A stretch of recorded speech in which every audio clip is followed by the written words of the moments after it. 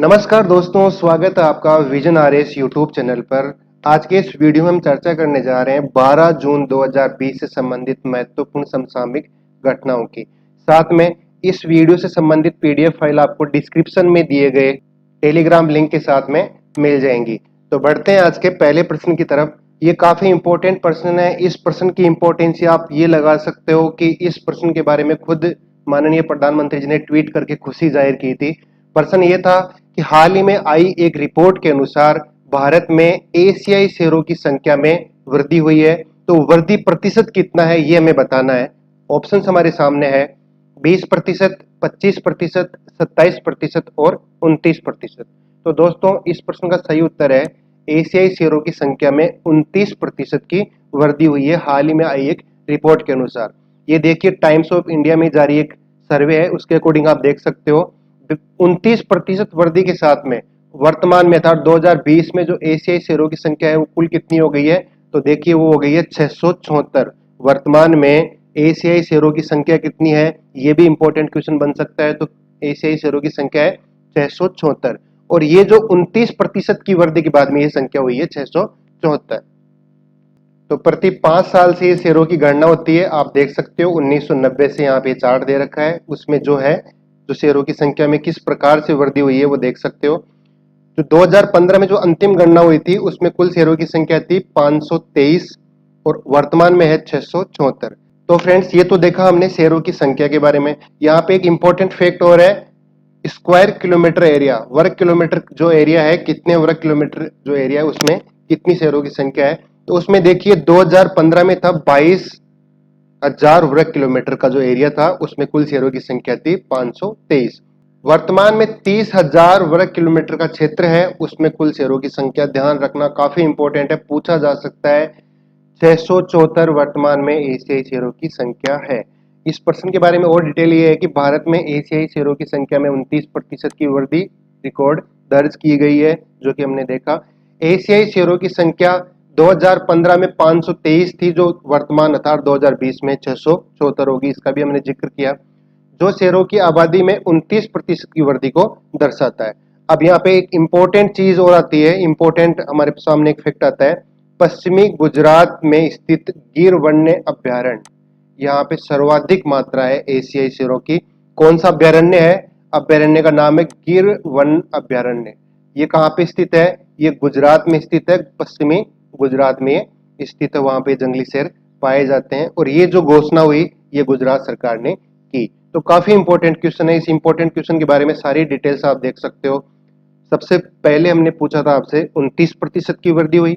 दूसरा ये था कि वर्तमान में शेरों की संख्या है कितनी, एशियाई शेरों की संख्या तो है 674।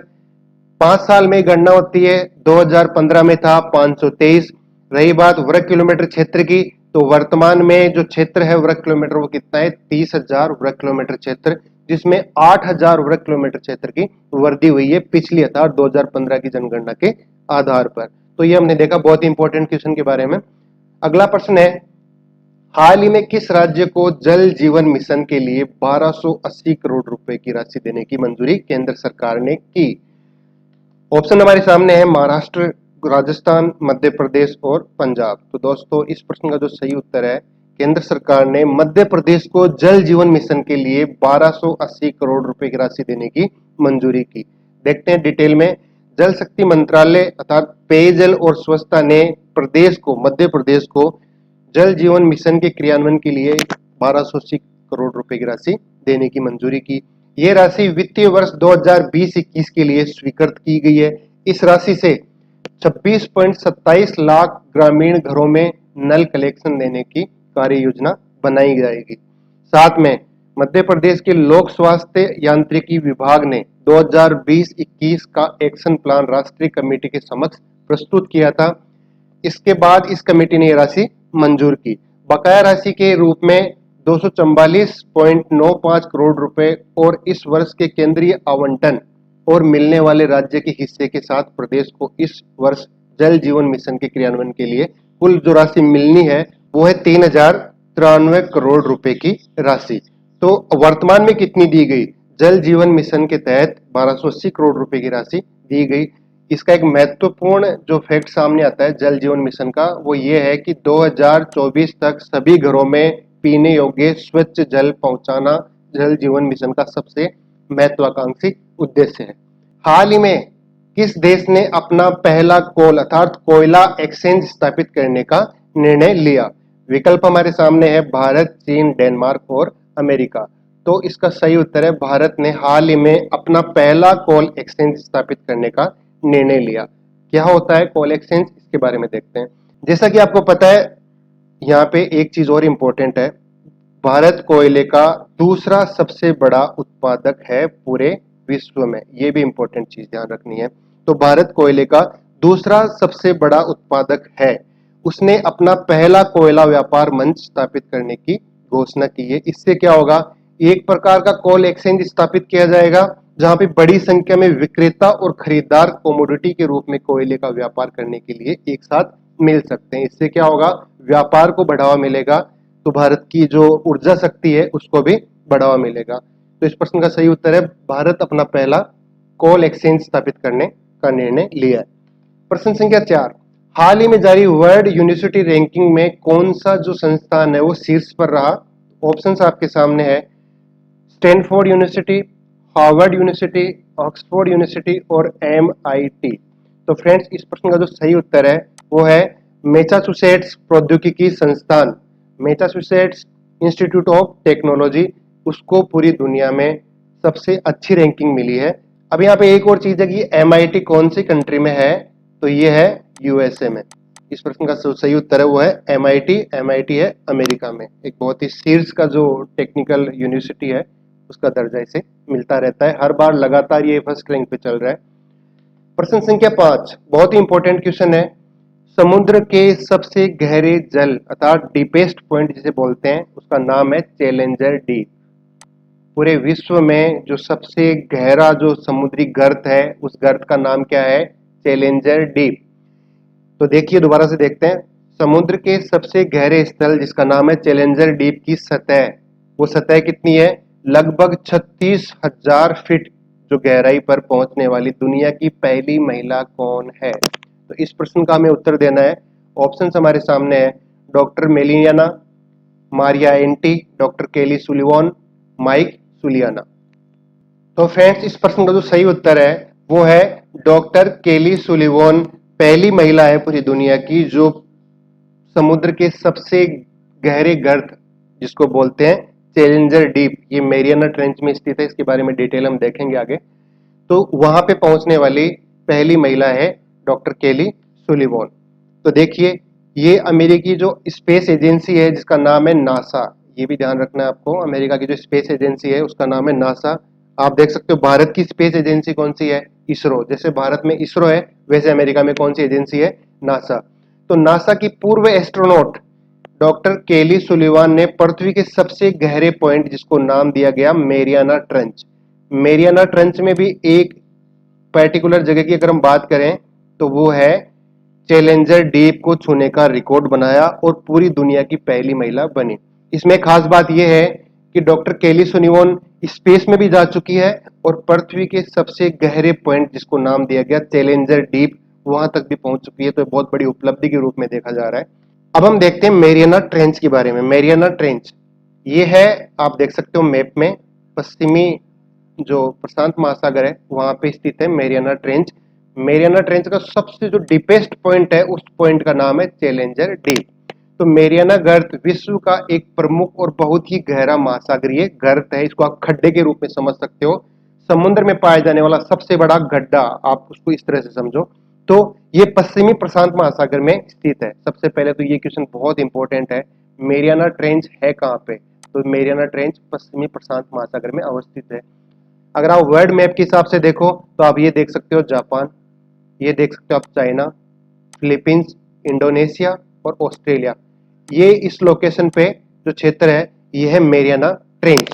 तो फ्रेंड्स, अगर आपके मन में एक क्वेश्चन चल रहा है कि इसकी गहराई कितनी होगी, तो देखिए आप एक फैक्ट दिया गया है। यदि इसकी गहराई की तुलना आपको माउंट एवरेस्ट, जो पूरी दुनिया में सर्वोच्च चोटी मानी जाती है माउंट एवरेस्ट, अगर आप उससे तुलना करो कि माउंट एवरेस्ट को उठा के इस खड्डे में रख दिया जाए, मेरियाना ट्रेंच में रख दिया जाए, तो भी माउंट एवरेस्ट जो पानी की सतह होगी उससे लगभग 1 मील अर्थात लगभग 1.5 किलोमीटर नीचे रह जाएगा। इतनी गहरी है ये ट्रेंच।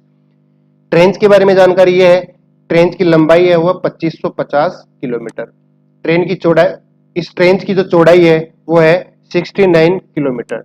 और सबसे इंपॉर्टेंट जो बार बार एग्जाम में पूछा गया है और ये गहराई के लिए जानी जाती है मेरियाना ट्रेंच, तो इसकी गहराई है 10,994 तो मीटर और 36,070 फीट। दोनों फैक्ट आपको याद रखने हैं, क्योंकि कई बार जो पूछी गई है इसकी गहराई वो मीटर में पूछी गई है, तो संभावना बनती है कि इसकी गहराई है वो फीट में आपसे पूछ ली जाए। तो देखिए गहराई है 10,994 मीटर या 36,070 फीट के रूप में इसकी गहराई मापी गई है। तो ये देखना मेरियाना ट्रेंच के बारे में हमने देखा। अगला प्रश्न है NIRF अर्थात नेशनल इंस्टीट्यूशनल रैंकिंग फ्रेमवर्क। इसने एक सर्वे किया, सर्वे में एक रिपोर्ट जारी की। तो रिपोर्ट क्या थी? India university ranking list 2020। तो इस लिस्ट में कौन सा संस्थान है उसने टॉप किया? तो ऑप्शंस हमारे सामने है IIT Jodhpur, IIT Delhi, IIT Udaipur और IIT मद्रास। तो फ्रेंड्स इस प्रश्न का जो सही उत्तर है वो है IIT मद्रास, जिसको टॉप लिस्ट में शामिल किया गया है। इस रैंकिंग के हिसाब से जो रैंकिंग ली थी नेशनल इंस्टीट्यूशनल रैंकिंग फ्रेमवर्क के द्वारा रिपोर्ट थी उसकी। तो अब ये जो लिस्ट थी इसके बारे में हम डिटेल में देखते हैं। केंद्रीय मानव संसाधन विकास मंत्रालय, केंद्रीय मानव संसाधन विकास मंत्री कौन है? इसका जवाब आप हमें दोगे कमेंट बॉक्स में जाके। तो केंद्रीय मानव संसाधन विकास मंत्रालय ने गुरुवार को भारतीय शैक्षणिक संस्थानों की NIRF रैंकिंग 2020 जारी की। ओवरऑल कैटेगरी में IIT मद्रास पहले स्थान पर है, जबकि बेंगलुरु का इंडियन इंस्टीट्यूट ऑफ साइंस दूसरे स्थान पर है।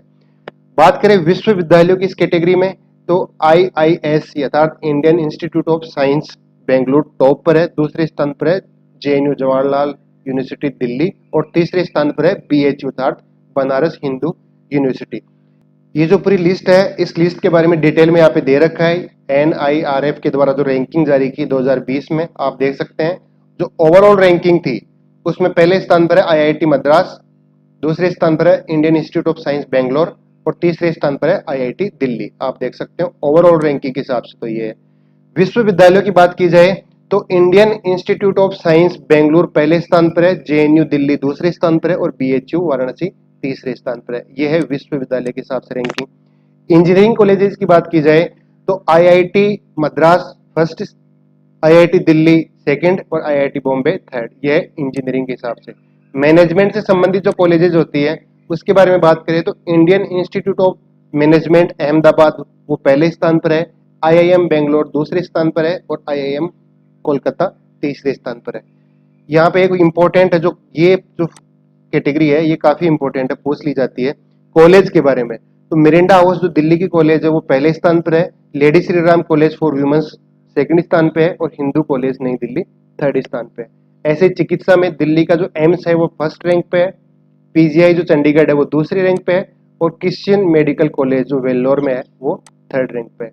कानून से संबंधित, वास्तुकला, जो डेंटल हॉस्पिटल्स होते हैं सबकी रैंकिंग यहाँ पे दे रखी है।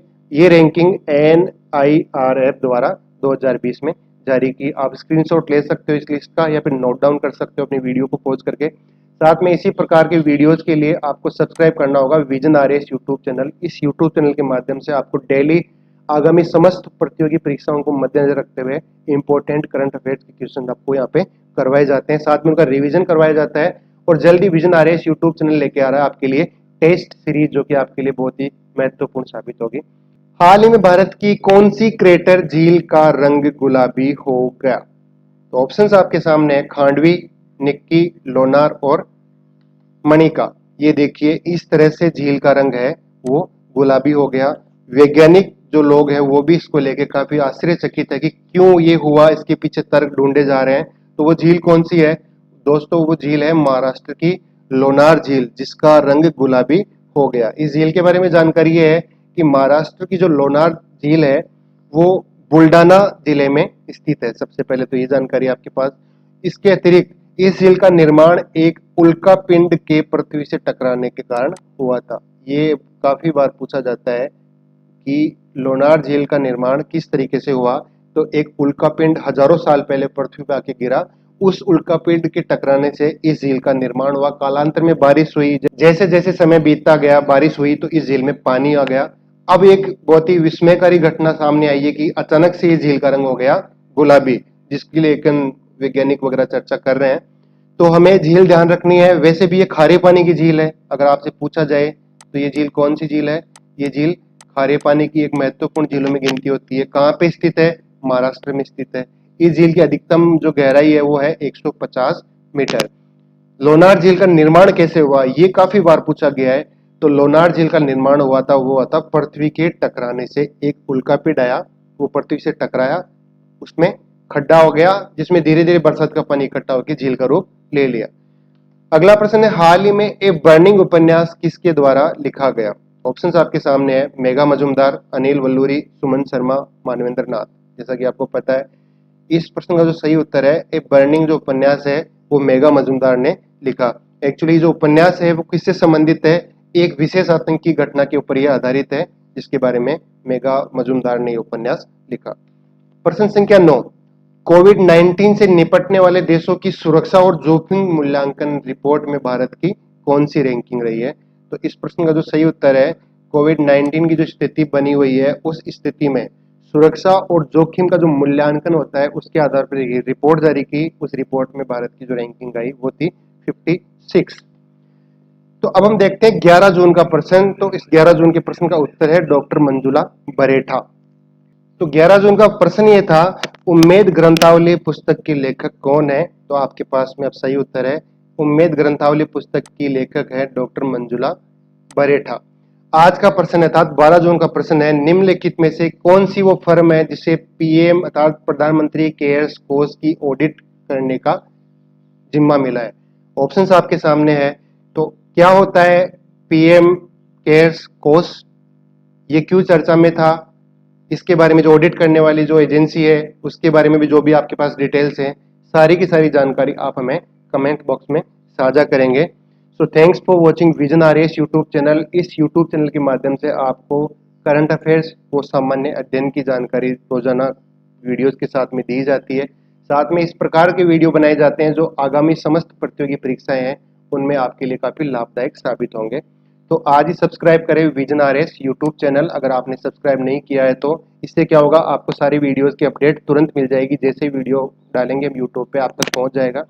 और करंट अफेयर्स के वीडियोस की पीडीएफ फाइल के लिए आपको डिस्क्रिप्शन में दिए गए टेलीग्राम लिंक के रूप में जाना होगा। वहां पे आपको एक लिंक अवेलेबल मिल जाएगा जिससे आप डाउनलोड कर सकते हैं इस वीडियो की पीडीएफ को। और पिछले जो करंट अफेयर्स के वीडियोज हैं उनकी पीडीएफ को भी आप आसानी से डाउनलोड कर सकते हैं। So thanks friends.